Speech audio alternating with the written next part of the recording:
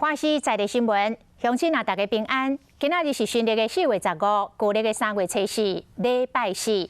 后来这个新闻的头一条，注射针头未当公家用，这是基本的常识咯。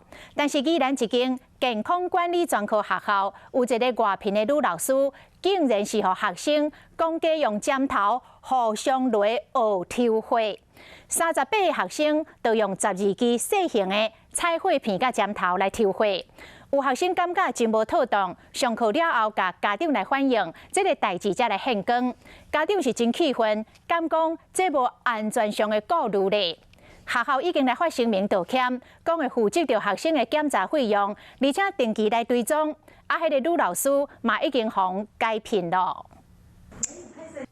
将镜头插一空，再搁用处火片将火甲触起来，这个处火过程，若是甲你讲，这个处火片是别人用过，你敢无法度接受？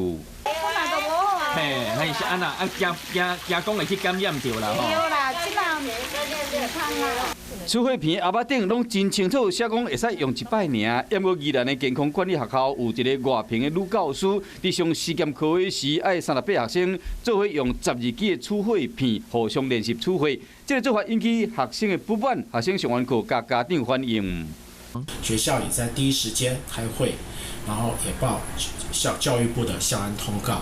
学校赶紧出面会室内，并且安排学生后续的健康检查、定期追踪甲咨询。那这个女教师已经停聘啊，责任问题爱个讨论。那么当然这件事情是违背医疗常规，当然我们会去处理。只是呢，因为这是在一个实习的场域，对象并不是病人，而是一般的学生，所以它适用的法规我们也还可以中央讨论。